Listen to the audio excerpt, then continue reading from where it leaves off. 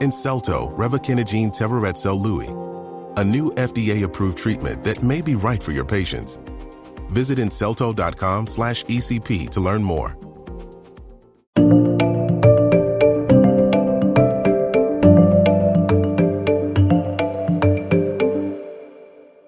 Welcome to the new Retina Radio Journal Club with VBS. My name is Lediana Goduni, and I'm at Retina Associates of Cleveland. I'm joined today by two of my colleagues, Dr. Alexis Warren from UChicago Medicine. Hi. And Dr. Joshua Uhr from Wills Eye Hospital and Mid-Atlantic Retina. Hi, Lediana. So today we're discussing a paper entitled The Impact of Obstructive Sleep Apnea on Diabetic Retinopathy, Progression and Systemic Complications by authors Ehsan Rahimy et al. This paper was published online in Ophthalmology in January of 2025, and Dr. Warren is going to summarize this paper for us. Thanks. So the purpose of this paper was to evaluate the risk of diabetic retinopathy progression and systemic vascular events in patients with nonproliferative diabetic retinopathy and sleep apnea. The methods, this was a retrospective cohort study of the TriNetX EHR data. There were two cohorts in the study. Cohort 1 were patients with NPDR and sleep apnea, and cohort 2 were patients with NPDR without sleep apnea. There were 11,931 patients in each group, and they were each analyzed after propensity score matching for demographics and comorbidities. Patients were excluded if they had a history of PDR, DME, IVT, laser, or pars plana vitrectomy. For all study targets except for vitrectomy, the sleep apnea group demonstrated significant elevated risk at all time points, including 1 year, 3 years, and 5 years for the following diagnoses: proliferative diabetic retinopathy, diabetic macular edema, having intravitreal injections, stroke, myocardial infarction, and death, with the relative risk ratios between 1.15 and 1.80. So in conclusion from this study, there showed an increased rate of diabetic retinopathy progression to vision-threatening complications, the need for ocular intervention, and systemic complications, including death for patients with sleep apnea and NPDR. The researchers call for improved screening measures of patients with NPDR and potential sleep apnea. That was a great summary, Dr. Warren. Thank you so much. And I'll ask Dr. Uhr here for a quick reaction to the paper. So in regard to the finding that patients with NPDR and sleep apnea are more likely to experience stroke, heart attack, and death, is that a novel finding, or is that simply reinforcing that sleep apnea is a risk factor for vascular events for you? Yeah, so great question. I really think it's the latter. So diabetes and sleep apnea are both well-known, well-studied, independent cardiovascular risk factors, right? They both increase the risk for stroke, heart attack, and death. So it's not surprising that this study found that patients with NPDR with sleep apnea were at higher risk for these than patients with NPDR without sleep apnea. I don't know if proliferative or non-proliferative diabetic retinopathy specifically has been looked at, but there have been other studies that have found that diabetes and sleep apnea cumulatively have higher cardiovascular risk than each alone. Agree. And what about you, Dr. Warren? Anything to add on that? Yeah, I think it's such a great question. When we have these kinds of studies, what we have to think about are associations or separate risk factors, right? We know that in general, these are going to be very sick patients, right? With diabetes, the ones that have diabetic retinopathy, and just adding another comorbidity on top, like sleep apnea, how much more does that play into their disease progression? And is that something we would see standalone, or are we really having an additive effect? It's something that definitely we should continue to think about when we think about our patients as we treat them as a whole person in context, right? Not just one diagnosis, but all of the things that come together to form, their systemic system, their systemic immune system, and how their health will be in the future. Right, that's a great point. And really good segue into our break. It's something we should keep in mind that this was a retrospective review paper. So it's really important for us, like Dr. Warren said, to distinguish causation and correlation. So with that, we'll go into a quick break and we'll be back in a minute with a more in-depth discussion on this very interesting topic. Support for this podcast is brought to you by Genentech, the makers of Vabysmo, faricimab SVOA. Have you heard the latest news from Vabysmo? There's even more to see with 4 years of long-term data. Explore the RHONE-X open-label extension data at vabysmo-hcp.com. That's VABYSMO-hcp.com. Start first with Vabysmo. Welcome back to the new Retina Radio Journal Club with VBS. Now we'll get into a longer discussion about the paper that Dr. Warren summarized in the first part of this episode. So, Dr. Uhr, I'd like to ask you first, do you screen any of your patients for sleep apnea? And if so, what conditions specifically do you screen them in? Yeah, so good question. And the authors do talk about this. There are formal screening methods for sleep apnea that I don't do, but I actually do ask a decent number of patients about sleep apnea. What I've been doing in my clinic is asking RVO patients about apnea because there's literature suggesting a link or an association between sleep apnea and development of retinal vein occlusion. So that's really the patient population that I typically ask about this. And then if they do have sleep apnea, I ask if they wear a CPAP and if they're compliant with it. If they don't have sleep apnea, I ask if they snore, or I ask their partner in the room with them if they snore, if they're there, and frequently find that people say they do, but have not been tested for sleep apnea.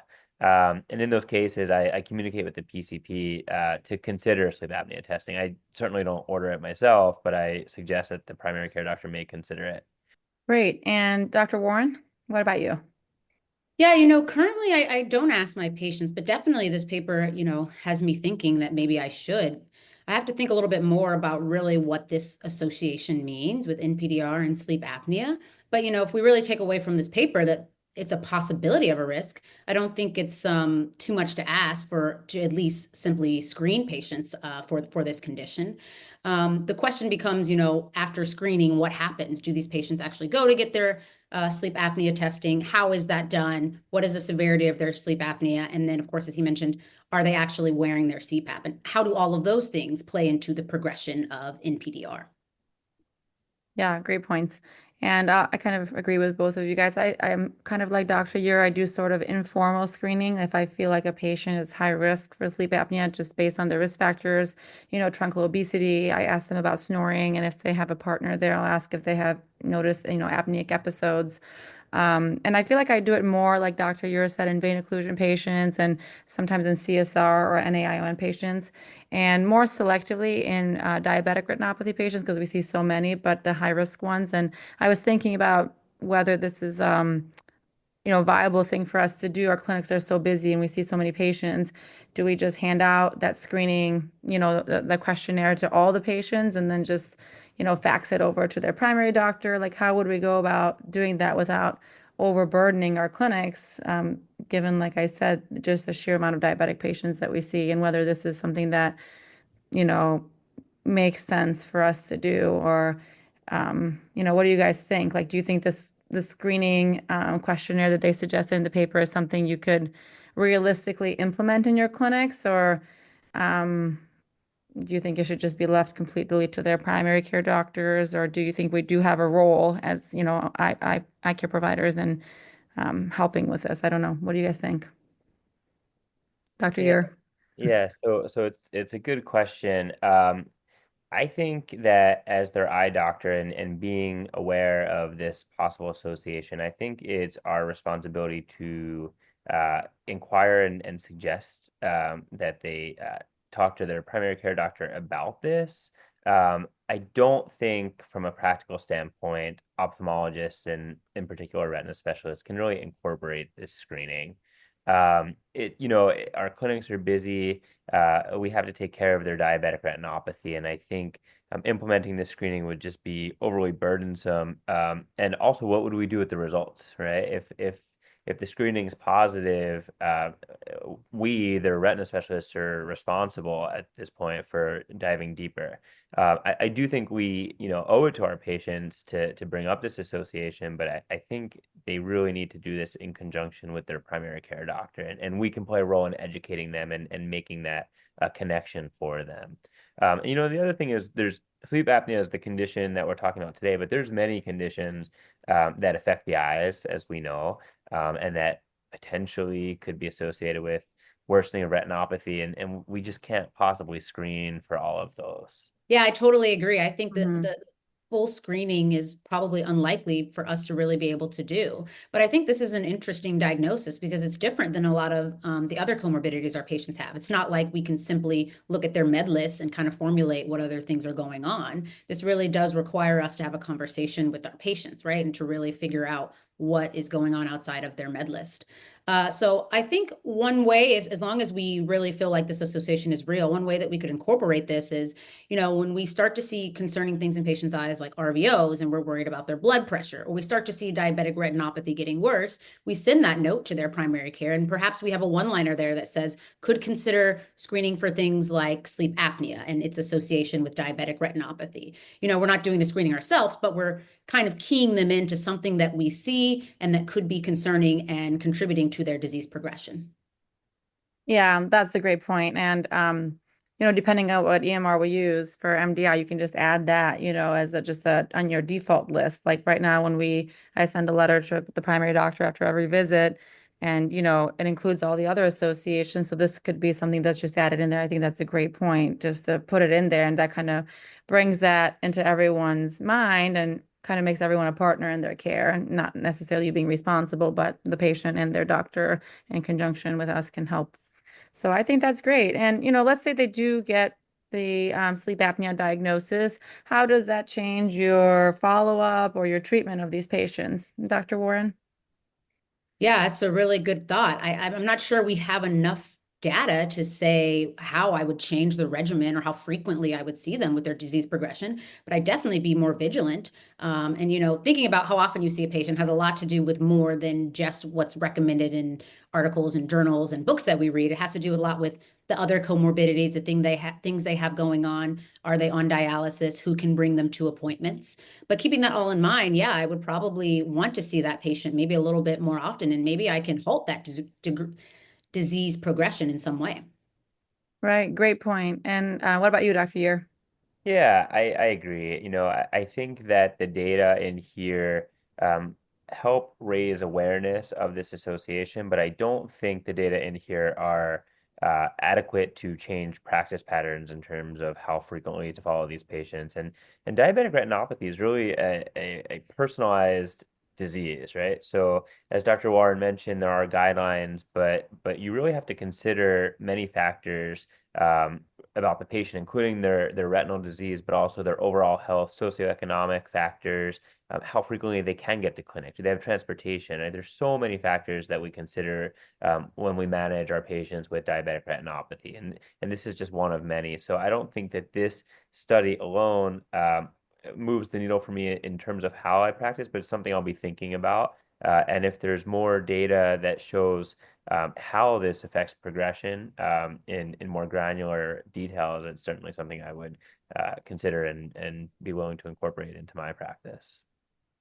Yeah, great points, both of you guys. And just to kind of close up this discussion here, I think we have to kind of mention some of the limitations of this paper. So one of the limitations is actually that many patients have undiagnosed sleep apnea, up to 85%, that they mentioned this study. What does that kind of do for you in terms of what your overall conclusion is for the paper? Does it, lend it more or less credibility, I guess?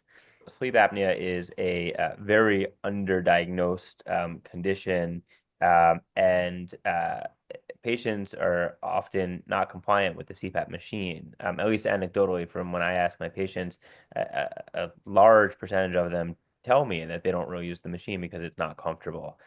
So that does lead me to think that perhaps This paper included more severe cases of sleep apnea because those are cases that are probably more likely to actually be diagnosed. 15% of sleep apnea patients that actually have the diagnosis. And just because of the methodology, that's what this paper requires. It's based on diagnoses codes.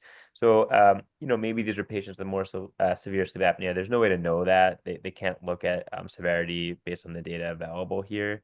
But it's something to keep in mind. Yeah, that's a great point, and especially because there are studies that do show that the degree and the severity of the sleep apnea actually does impact the outcome. So, Dr. Yeah. Warren, anything else to add before we end? I think that this paper gives us a possible association and it gives us pause when we're talking to patients. And if we happen to bring up sleep apnea, I think that would be super helpful. And maybe we can learn more about how NPDR progresses in the setting of sleep apnea. But I think overall, because we know this is underdiagnosed, because we know that there may be poor compliance, because we know there's lots of different severities, I don't think we can for sure say that there's absolute causation, but we can at least say there's an association that we definitely want to learn more about. Great. Well, thank you guys both so much for your input and this wonderful discussion. And thank you so much to the listeners for listening to this new Retina Radio Journal Club with VBS. And please stay tuned for further episodes.